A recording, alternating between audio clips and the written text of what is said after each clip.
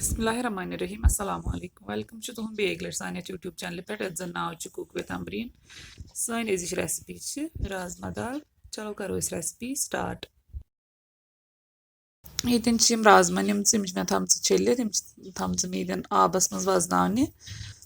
बे निमुत यन नून चमच तो रहन फुल कह वन त्रोस यपर प्रेशर कुकरस मज राजमा तो सती त्रोस नून बे त्रोस रहन फुल 5-6 तो बे त्रो अत मरचवांगन चमच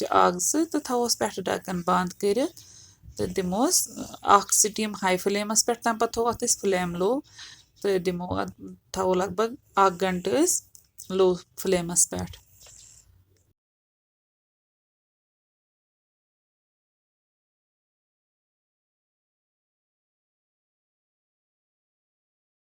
लगभग 1 घंटे पत करो ये ढक्कन रिमूव करो चेक यम राजमा सॉफ्ट गम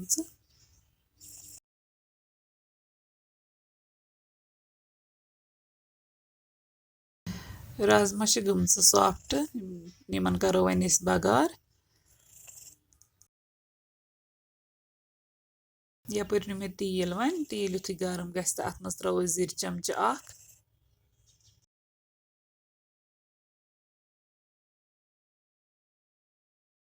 तो अम पत त्रो अत मज गंड तो करो गंड फ्राई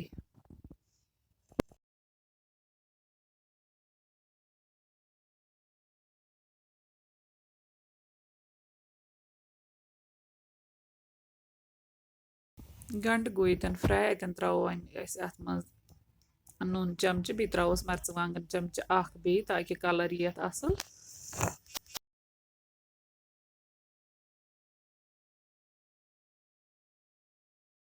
वन त्रोस थोड़ा सा आब तो करो ये मरचवांगन वन फ्राई अत बे कहन मसाल त्राउन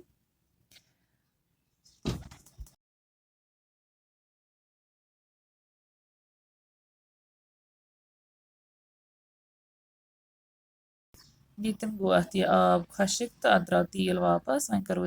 यम राजमा थमच तम त्रो वन अत मज तो करो राजमा ते हल्का फ्राई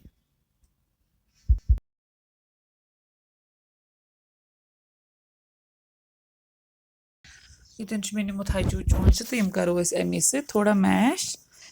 अम सत रस गसान इन वारिया असल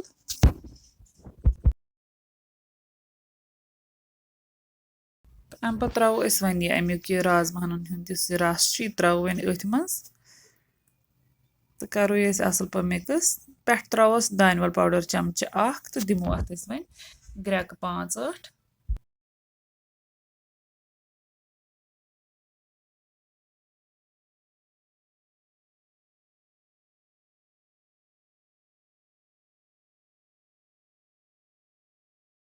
यतन ग्रेकान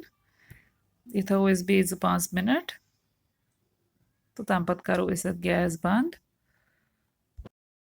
राजमा दाल बिल्कुल रेडी गमज वन करो सर्व बतस तो वो सन रेसिपी ये तो अगर सन रेसिपी पसंद आम वीडियो कर लाइक तो शेयर पे दीजो पन फीडबैक कमेंट सेक्शनस मज अल्लाह हाफिज़।